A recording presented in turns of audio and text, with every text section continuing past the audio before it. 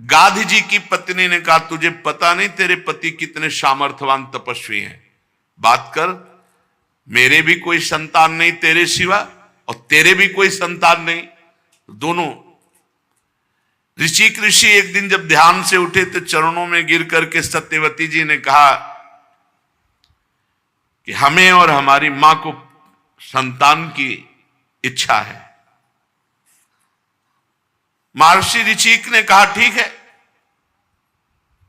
एक चरु पकाया और चरु पका करके दो भागों में अलग अलग किया। एक चरु अपनी पत्नी के लिए और एक सास के लिए, और दोनों को अलग अलग बताया। सास को बट वृक्ष का आलिंगन करना और पत्नी को कहा पीपल वृक्ष का आलिंगन करना। सत्यवती की मां ने समझ लिया कि बाबा बहुत जोर का तपस्वी है, अपना संतान वाला चरु जरूर खास बनाया होगा। तो बेटी से कहा कि तुम हमारा चरु ले लो, हम तुम्हारा चरु लेते हैं। वो मोहवश ऐसा नहीं करना चाहिए था, पति का आज्ञा पालन करना चाहिए था, पर वो मोहवश ऐसा। जब खा पी के आलिंगन हो गया तो गर्भ ऋषि मुनि ने कहा, जैसा हमने कहा था वैसा ही किया। तो उन्होंने, सत्यवती जी ने हाथ जोड़कर कहा, नहीं, त्रुटि हो गई, झूठ नहीं बोली। मां ने कहा कि आपने जो हमारे लिए चरु पकाया वो हमें दे दो, तो हमने मोहवशात दे दो। उन्होंने अनर्थ कर डाला। जानती हो, तुम्हारा जो पुत्र होगा वो घोर लोगों को दंड देने में समर्थ और घोर स्वभाव का क्रोधी होगा, और तुम्हारा जो भाई होगा एक ब्रह्मवेत्ता ब्रह्म ऋषि होगा। तुम्हारी मां क्षत्रिय कुल से है, गाधी, और हम ब्रह्म ऋषि हैं। हमने अपनी संतान ब्रह्म ऋषि वो वहां होगी, और तुम्हारे घोर क्षत्रिय स्वभाव का दंड देने वाला नाक में गुस्सा। सत्यवती जी ने समझा था हमारे पति सर्व सामर्थ्यशाली है, तो ठीक समझती, चरण पकड़ लिए। एक ब्रह्म ऋषि की पत्नी के गर्भ से घोर क्षत्रिय स्वभाव वाला प्रकट होना निंदनीय है। भगवान, भूल हो गई, आप कृपा करो। तब उन्होंने कहा, चलो, पुत्र तो सौम्य ब्रह्म ऋषि होगा, लेकिन तुम्हारा पौत्र जो होगा वो घोर स्वभाव का होगा। सत्यवती के गर्भ से जो ब्रह्म ऋषि प्रकट हुए वो जमदग्नि जी नाम हुआ, और जो पौत्र रूप में प्रकट हुए भगवान परशुराम प्रकट हुए। सत्यवती जी जमदग्नि जी को प्रकट करके अब तपमय शरीर, इतना पति का प्रभाव कि उनका शरीर नदी रूप हो गया, कौशिकी नदी बन गया। रेणु ऋषि की कन्या रेणुका से जमदग्नि जी का पाणी ग्रहण संस्कार हुआ, और रेणुका के गर्भ से जमदग्नि जी के वसुमान आदि कई पुत्र हुए, और सबसे छोटे पुत्र भगवान परशुराम जी। और उधर गाधी तने भगवान विश्वामित्र जी, जो चरु सासू ने पाया था उससे विश्वामित्र जी प्रकट हुए, महान ब्रह्म ऋषि, महान तपस्या से युक्त। परीक्षित कहते हैं कि है वंश का अंत करने के लिए स्वयं भगवान ने परशुराम के रूप में अवतार ग्रहण किया। 21 बार क्षत्रियों का विनाश किया पूरे विश्व के। राजा परीक्षित ने पूछा, प्रभु क्या अपराध हो गया क्षत्रियों से कि भगवान परशुराम जी ने 21 बार घूम घूम करके पूरे भूमंडल से क्षत्रियों का विनाश किया। श्री सुखदेव जी महाराज कहा कि परीक्षित, ये उन दिनों की बात है जिस समय है वंश का अधिपति शास्त्राबाहु अर्जुन, वो एक महान बलवान श्रेष्ठ राजा था, और खास बात उसने दत्तात्रेय जी को प्रसन्न कर लिया था, अवधूत शिरोमणि दत्तात्रेय जी, और उनसे 1000 भुजाएं कभी शत्रु से युद्ध में पराजित ना होना, कभी कोई ऐश्वर्य की कमी ना होना, जो इच्छा करे वो प्राप्त हो जाना, ये सब वरदान प्राप्त किए थे भगवान दत्तात्रेय जी से। अब अबाध बल, अतुल संपत्ति, तेजस्विता, वीर, कीर्ति, शारीरिक बल, सब कुछ दत्तात्रेय जी से प्राप्त हो गया था। एक तरह से महायोगेश्वर खुद बन गया था दत्तात्रेय जी की कृपा से। शास्त्राबाहु अर्जुन वो ऐसी सिद्धियां जान गया था कि सूक्ष्म से सूक्ष्म, स्थूल से स्थूल वो शरीर धारण कर लेता। बड़ी सिद्धियां उसकी, वो वायु की तरह कहीं भी पहुंच जाता। ऐसी सिद्धियां दत्तात्रेय जी से प्राप्त की। एक बार एक गले में वैजंती माला डालकर और बहुत सी सुंदर स्त्रियों के साथ नर्मदा जी में जल विहार कर रहे थे, और उधर रावण नर्मदा के किनारे दिग्विजय करते हुए अपने तंबू लगाए हुए था। तो 500 भुजाएं इधर, 500 भुजाएं इधर, पूरी नर्मदा के जल को रोक दिया शास्त्राबाहु अर्जुन ने। रावण का शिविर डूबने लगा उधर। तो रावण ने पूछा, बिना वर्षा के कैसे बाढ़ आ गई उल्टा? बोले, महाराज एक वीर है जो स्त्रियों के साथ जल में खेल रहा, खेलते खेलते नर्मदा को उल्टा प्रवाहित कर। तो उनका हमसे बड़ा वीर कौन है? रावण बड़े घमंड में गया, अपने को बड़ा वीर मानता था, और जाके शास्त्राबाहु अर्जुन से अब वीरता की बातें करने लगा। तो उन स्त्रियों को प्रसन्न करने के लिए खिलवाड़ में तो ऐसे रावण को पकड़ लिया शास्त्राबाहु अर्जुन ने, बंदर के समान एक पिंजड़े में बंद करके, और अपनी राजधानी माहिष्मती ले जा करके जहां घोड़े थे वहां पिंजड़ा रख दिया। पिंजड़े में 10 खोपड़ी वाले रावण को 20 भुजा, 1000 भुजा वाला शास्त्राबाहु अर्जुन, और सब सिद्धियां प्राप्त किए। तब महाराज पुलस्त जी को पता चला कि दिग्विजयी रावण घोड़साल में एक पिंजड़े में बंद है। तब जाके शास्त्राबाहु अर्जुन के सामने गए तो शास्त्राबाहु अर्जुन ने पूजन किया, क्योंकि पुलस्त ऋषि, तो उन्होंने आज्ञा करी कि छोड़ दो, हमारा नाती है।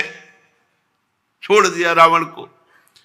अब शास्त्राबाहु अर्जुन का अभिमान बढ़ता चला गया, क्योंकि दिग्विजयी रावण जैसे को बंदी बना लिया। अब वो एक दिन शिकार खेलने के लिए अपने परिकर के साथ जंगल में गया, तो प्यास लगी। तो पास में जमदग्नि जी का आश्रम था। तो जमदग्नि ऋषि के आश्रम में पहुंचे। मुनि ने देखा कि बहुत बड़ा राजा आया हुआ है, तो इसका स्वागत, राजा भगवान का स्वरूप है। अब जंगल में वो एक कंदमूल फल, तो कामधेनु जमदग्नि जी की गाय का नाम था। जो इच्छा करो वो प्रकट कर दे। अब मंत्री, सेना और राजा का स्वागत करना है, तो वैसे ही सेवक, वैसे ही सामग्री, सब व्यवस्था। शास्त्राबाहु अर्जुन ने कहा कि बाबा जी के पास ऐसी व्यवस्था कहां से हो सकती है कि इतने सैनिक, इतने सेवक, इतनी धातुओं के पात्र और भोजन सब। बोले, कहीं कोई रसोईया नहीं, सब एक गाय का चमत्कार है। बोले, ऐसी गाय तो हमारे पास होनी चाहिए, संत के पास क्या। अब जमदग्नि मुनि का ऐश्वर्य कामधेनु से था, तो चिढ़ गया शास्त्राबाहु, जबकि प्रसन्न होना चाहिए कि इतना बढ़िया स्वागत किया।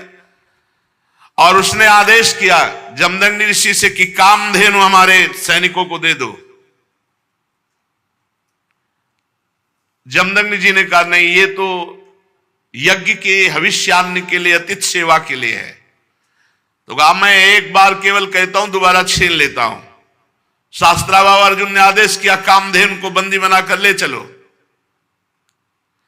अब कामधेनु डकराती हुई बलपूर्वक शास्त्राबाहु अर्जुन महिष्मतीपुरी ले गए। जब शाम के परशुराम जी आए तो आश्रम सब उजड़ा हुआ।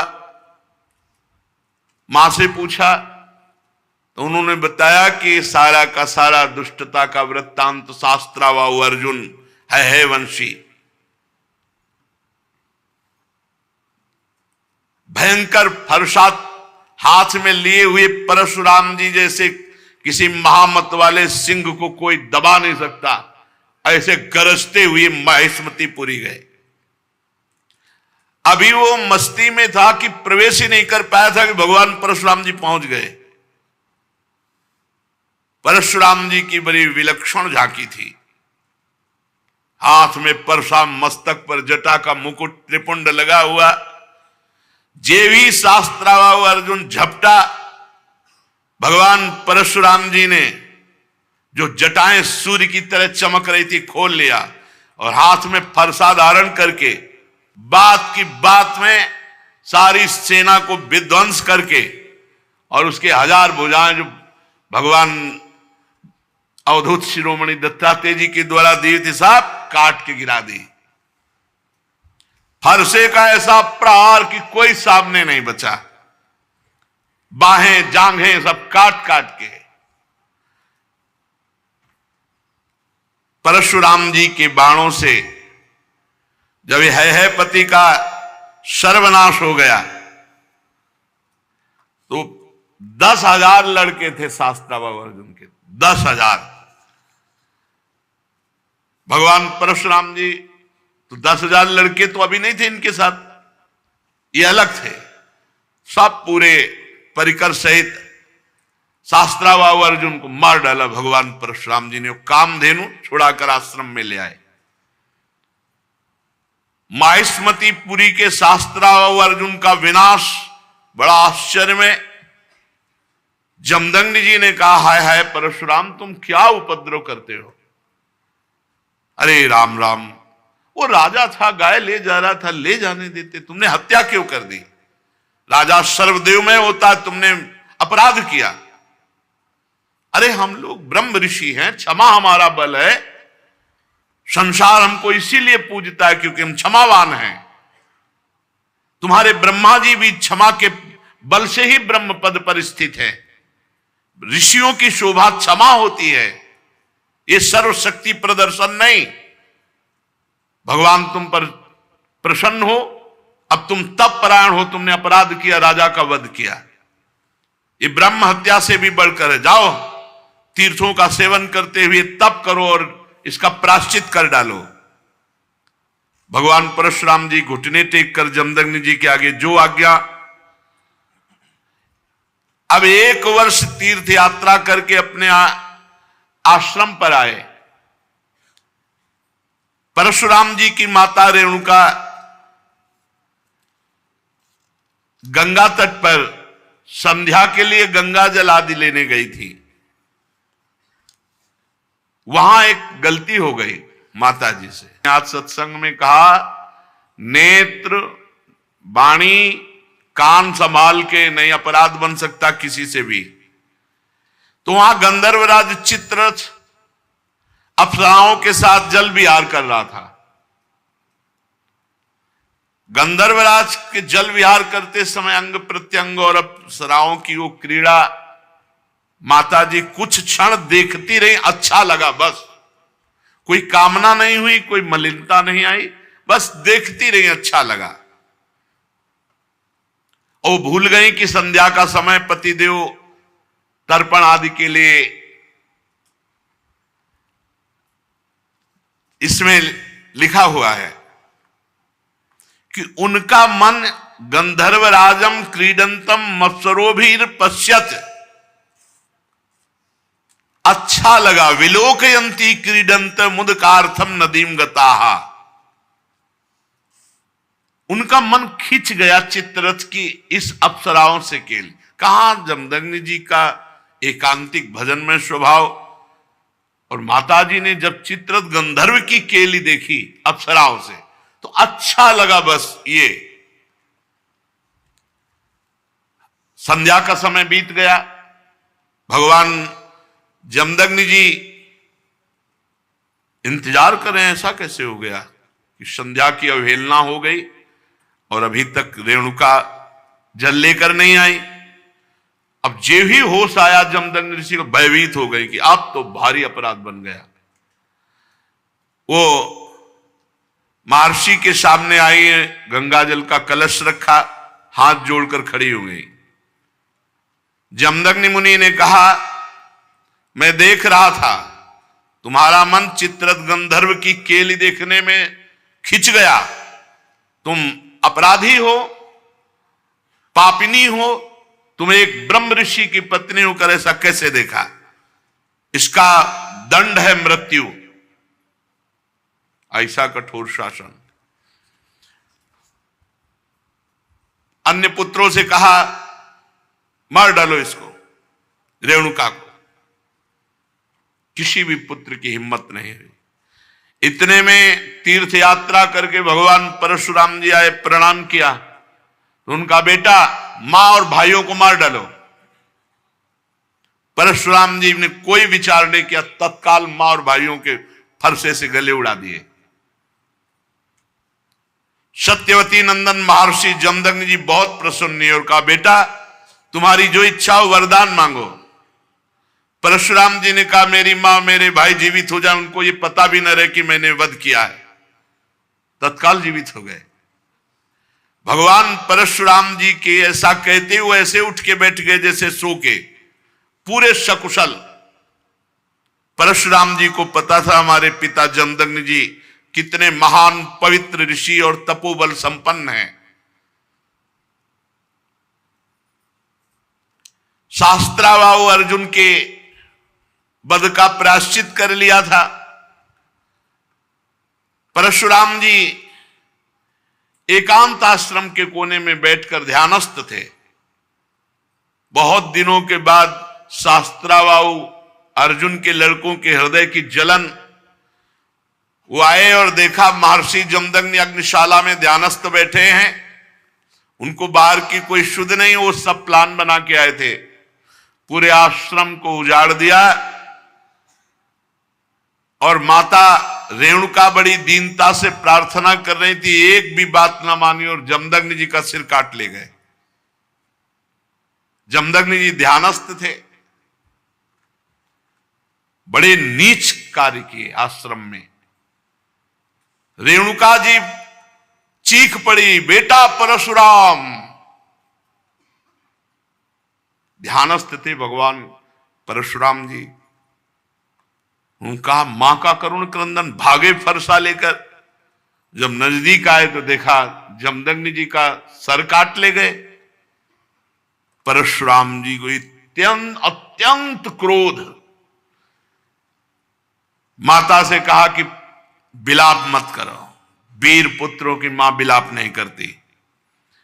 आज मैं प्रण करता हूं कि विश्व में क्षत्रियों का संहार कर डालूंगा।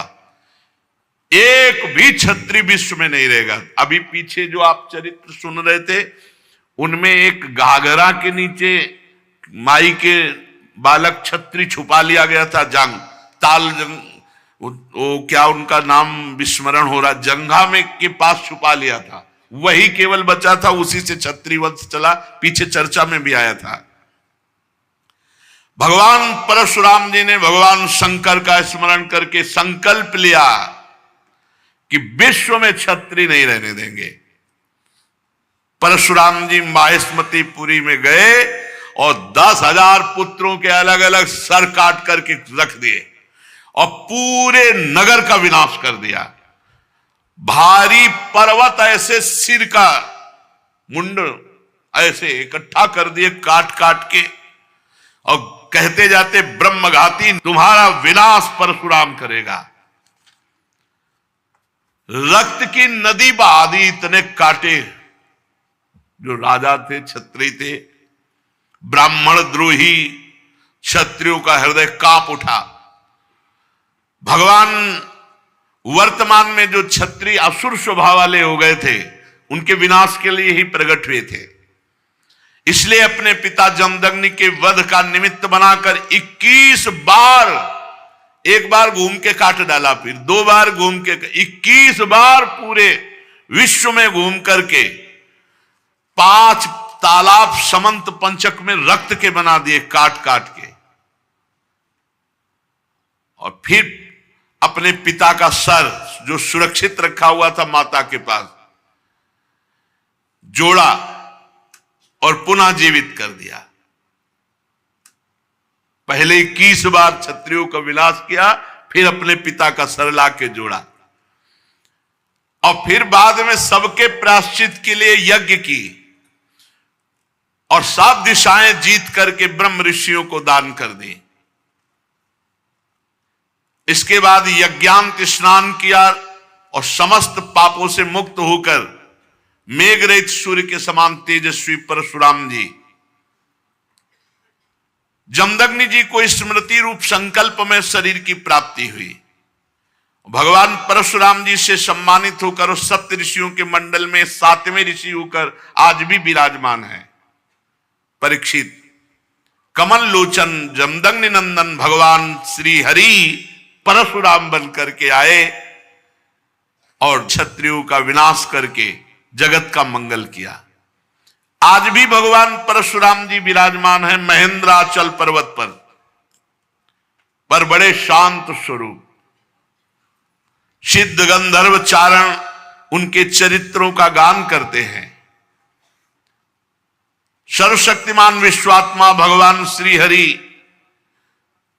जब राम रूप में अवतार लिए और जब धनुष भंग हुआ तो अजगौ का खंडन सुनकर परशुराम जी के हृदय में क्षोभ हुआ कि फिर कोई क्षत्रिय ऐसा पैदा हुआ, क्योंकि वो सब विनाश लीला करके शांत, कौन ऐसा पैदा हो गया जो हमारे गुरु का अजगौ खंडन कर दिया। अब ध्यान के द्वारा, वहां फोन से तो मतलब नहीं, ध्यान के द्वारा देखा, बोले विदेहराज जनक की नगरी मिथिला पहुंच गए। इनके चलने से ही पृथ्वी कांपती थी। देख ले कि परशुराम जी आ रहे तो मतलब जितने भाग पाए नहीं, चरणों में लौट जाते थे अपने बाप बाबा का नाम लेते हुए। ऐसा सहजे चितवन मनोहरिसाने, ऐसे देख लिए तो समझ गए हमारी आयु पूरी हो गई। कोई भी हो, ऐसा रुद्र रूप भगवान परशुराम का। पिता सहित नाम लेकर सब दंडवत प्रणाम। महाराज जनक भी सब सीता जी को लाके, विश्वामित्र जी राम लक्ष्मण को लाके दंडवत कराई। भगवान परशुराम ने कहा, जनक इस सभा में कौन ऐसा है जो हमारे गुरु भगवान शंकर के अजगौ का खंडन करने वाला है। सारी सभा उसको छोड़कर अलग हो जाए या वो सभा को छोड़कर अलग हो जाए, नहीं अभी सारी सभा मारी जाएगी। अब तो कोई उनके ये थोड़ी था कि केवल भाषण दे रहे हो। उन्होंने 21 बार क्षत्रियों का, पूरी जनकपुरी में हाहाकार मच गया। जानकी जी को एकांत लेकर उनकी माता रोने लगी, सब बन गया था बिगड़ गया, नहीं तो बढ़िया बन गया था। अजगौ खंडन हो गया, राम जी के साथ सिया जी का ब्याह हुआ। मार उलरे चलाए दे रहे थे परशुराम जी। लक्ष्मण जी ने कहा, महाराज थोड़ा शांति धारण करो। शांति, ऋषि का स्वरूप शांत, घोर वेश धारण किए हुए हो, कैसे बार बार, ये ऋषियों की मर्यादा।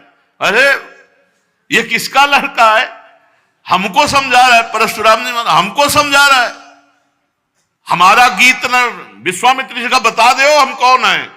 अरे लक्ष्मण जी ने कहा, गुरु जी के बताने की जरूरत है, आप कई बार बता चुके हो। आपने तो अपने मुख से कई बार बताया कि आपने फरसा से क्षत्रियों को काटा, ये वो खूब बता चुके हो। महाराज यहां कुमड़ बतिया को नाही जे तर्जनी देख मर जाही। ये बार बार उलरो मत, गुस्सा मत दिखाओ। यहां कुम्हड़ा की बतिया नहीं कि तुम्हारी तर्जनी उंगली देखने से हम, महाराज हम रघुवंशी हैं। जहां परशुराम जी का क्रोध बढ़ता वहां राम जी आगे आ जाते, हाथ जोड़कर विनय करने लगते। तब उन्होंने कहा, पहला फरसा तुम्हारे चलेगा। राम जी से कहा कि पहला, क्योंकि जब हमको क्रोध आता है, ये छोटा राजकुमार क्रोध दिलाता है, इसको तो समझाते नहीं और हमसे विनय करते हो, और हमें लगता है कि तुम्ही ने अजगौ खंडन किया है। राम जी ने कहा, हां आपका कोई दास, निज दास, वही ऐसा करने के साहस कर सकता है। अरे दास तो सेवा करता है, स्वामी के प्रति अपराध नहीं करता है। बहुत क्रोधित होकर के तब उन्होंने कहा परशुराम जी से, सावधान, अभय होए जो तुम्हें डराइए। पहली बात तो जो आपसे डर जाता है वो अभय हो जाता है, क्योंकि आपका स्वरूप ऐसा है। और दूसरी बात हम आपको बता रहे हैं, हम रघुवंशी हैं। काल भी सामने ललकार दे तो कदम पीछे नहीं हटाते। भगवान श्री राम के गंभीर वचन जे ही कान में पड़े वो आंख में आंख मिलाई तो थर्रा गए परशुराम जी और कहा, एक हमारा संशय निवृत्त करो, इस धनुष पे प्रत्यंचा चढ़ा दो, बस मेरे हृदय में कुछ संशय हो गया। ऐसे ही जेव ही लेने को हुए से धनुष आ गया, खिलवाड़ में चाप चढ़ा दी। तो उनका भगवान श्री हरि के सारंग धनुष पर चाप केवल श्री हरि चढ़ा सकते हैं। आप श्री हरि हैं, आप हमारे भगवान हैं और भगवान के चरणों में झुके। और उस दिन जो चाप चढ़ा तो भगवान श्री राम ने कहा, आपकी आयु को नष्ट कर दे या आपके तप को नष्ट कर दे, क्योंकि बाण व्यर्थ नहीं जाएगा। तो उनका, प्रभु हम तो आपके आश्रित हैं, तप को नष्ट कर दीजिए जिसे हम पुनः कर सकते हैं, लेकिन आयु और अंतर्ध्यान शक्ति आदि को नाश मत कीजिए। भगवान ने परशुराम जी के तप को लक्ष्य बनाकर बेधा। उस दिन से आज भी शांत स्वभाव से बिना किसी को मारे काटे भगवान महेंद्राचल पर्वत पर विराजमान है।